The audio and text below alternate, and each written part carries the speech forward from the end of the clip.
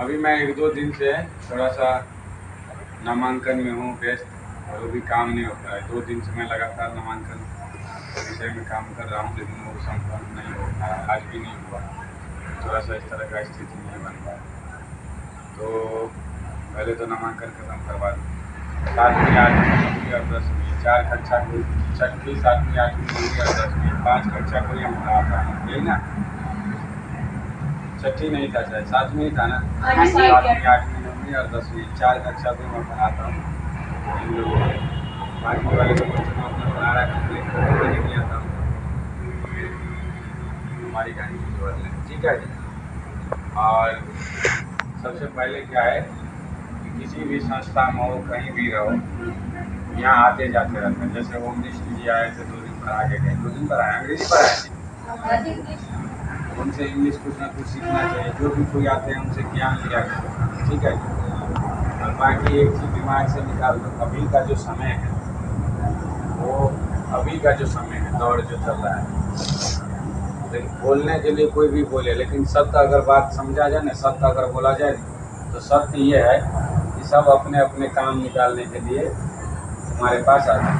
चाहे वो मैं हूँ, चाहे कोई और है, कोई भी आ जाए, कितने भी बड़े, वो अपने काम निकाले, ठीक है। और कोई एक आध राजीव दीक्षित आ जाए तो दूसरी बात है, क्या जो अपने काम नहीं हो दूसरे काम। कहने का मतलब यह है कि जहाँ भी, जब भी, जितने दिन ही जिसके सानिध्य में रहते हो, करते हो, उसको करो। मतलब जैसे वो बोलते हैं वैसा कर लिया करो, उसका लाभ उठा लिया करो अधिक से। मैं तो ये कहूँगा कि अभी जो भी है कंप्यूटर कक्षा अगर मैं शुरू करूँ तो ठीक है, तो भी मैं चाहता हूँ कि शुरू हो जाए।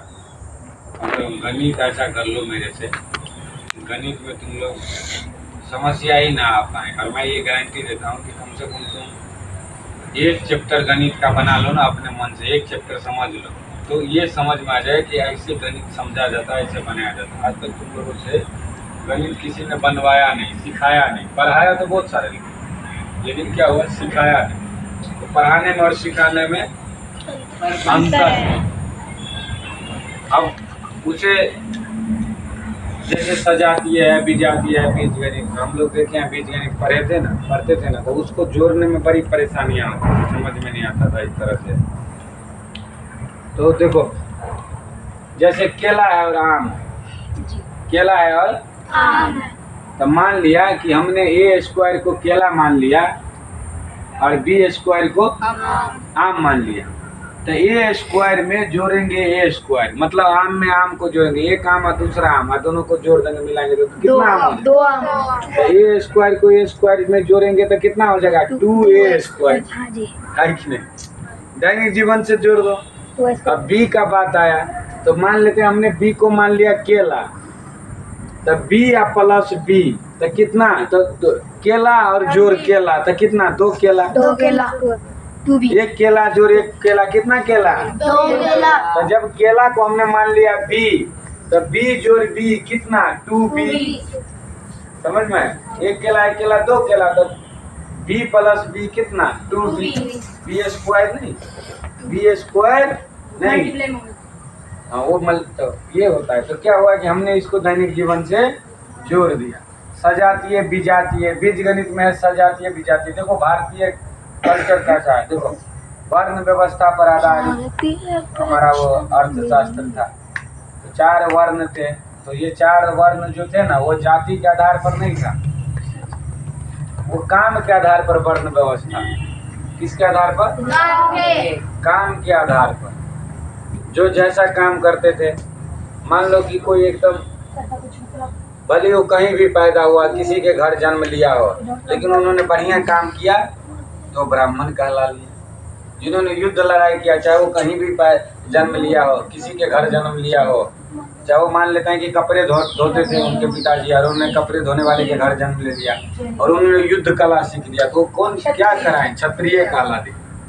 अगर मान लो कि किसी ने दूध दूहने वाले के घर जन्म ले लिया, उसके यहाँ जो है सो गाय बैल पालने का वो था, किसान के घर पैदा ले लिया, लेकिन उन्होंने 4 वेद पढ़ लिया, उपनिषद पढ़ लिया, वेद उपनिषद उसे याद ही हो गया, रामायण गीता महाभारत याद ही हो गया, सीधे ले लो, कोई जरूरत नहीं।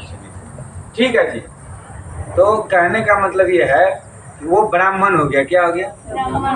वो किसके घर पैदा हुआ? गाय दूध निकालने वाले किसान के घर पैदा हुआ, लेकिन उन्होंने चारों वेद पढ़ लिया, चारों वेद उन्हें याद हो गया, उसका अर्थ भी वो जान लिए, समझ लिए, उपनिषद पढ़ लिए, दर्शन पढ़ लिए, रामायण महाभारत गीता पढ़ लिए। ठीक है जी। तो वो क्या हो गए? ब्राह्मण हो गए। क्यों? क्योंकि वो ज्ञानी हो गए।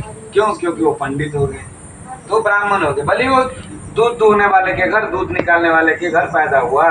तो ये जो वर्ण व्यवस्थाएं है वो जाति वो अपने हिसाब से बदलता रहता है। ठीक है जी। तो ऐसा व्यवस्था चलता था। तो क्या हुआ? सजातीय और विजातीय होता है।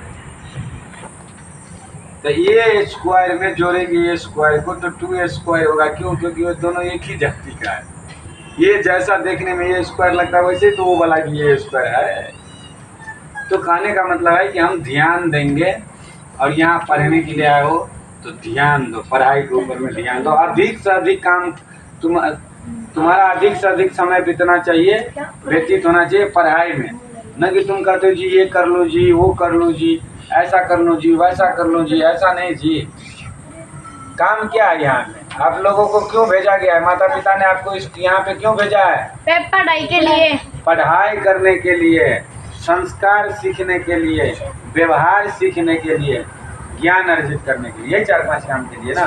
ये तो नहीं भेजा है काम करने के लिए ना जी, ये तो नहीं भेजे उल्टा पुल्टा दिमाग घुमाने के लिए, कदापि नहीं। तो जो काम के लिए भेजा गया है वही काम करोगे तो बेहतर होगा। क्यों? क्योंकि ये मैं नहीं भेजा हूँ, ये सभी अपने अपने घर से इस कार्य को करने के लिए आए हो, तो वही कार्य करना चाहिए। हाँ जी। मैं आया हूँ तुम्हें पढ़ाने के लिए, घर से तुम्हें पढ़ा रहा हूँ कि नहीं पढ़ा रहा? हाँ जी। मैं आया हूँ तुम्हारा सारा देख रेख करने के लिए, तो मैं करता हूँ कि नहीं करता? हाँ जी। सुबह से लेकर शाम तक मैं एक अकेला व्यक्ति हूँ। हाँ जी।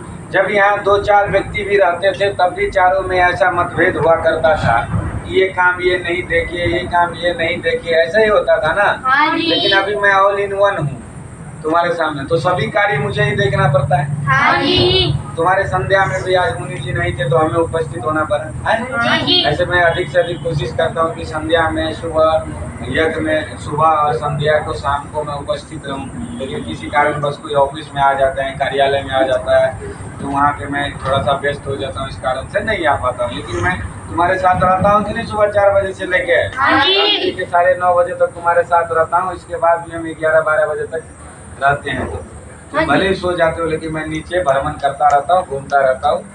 मैं 12-1 के बाद ही सो पाता हूँ, क्योंकि हमारा भी निजी जीवन का काम है ना, पुस्तक आदि लिखने का कार्य है, वो भी नहीं लिख पाए। पल्लवी प्रिया प्रकाशन से जो पुस्तक हम दिखाए थे सभी को लगभग है, उसमें मैं संस्कृत भी डाल दिया हूँ। पहले ऐसा था हिंदी, अंग्रेजी, गणित और सामान्य ज्ञान, अब हम उसमें संस्कृत भी डाल दिए हैं। और होगा तो विज्ञान भी डाल देंगे उसमें, और होगा तो आयुर्वेद भी डाल देंगे।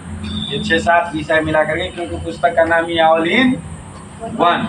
तो पल्लवी प्रिया और ऑल इन वन में हम ये 6-7 विषय डालेंगे। कौन कौन? हिंदी डालेंगे, इंग्लिश डालेंगे, हिंदी इंग्लिश, इसके बाद में गणित डालेंगे, इसके बाद में सामान्य ज्ञान डालेंगे, इसके बाद में संस्कृत को भी कर लेते हैं, इसके बाद में विज्ञान भी कर देता है, आयुर्वेद भी कर देता है। 5 और 2 7 चीजों से हम जैसे हम उसमें डालेंगे तुलसी।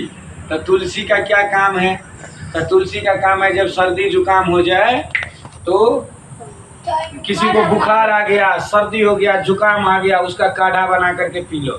3 बार पी लो, सुबह, दोपहर और शाम। बस बुखार ठीक। बुखार क्या है? ठीक है। सर्दी भी ठीक, खांसी भी ठीक। अगर किसी आदमी का वो आई फ्लू चला है ना अभी, आंखों की बीमारी, तो उसमें क्या हुआ? तुलसी का रस निकाल लो, दोनों आंख में डाल लो, ठीक।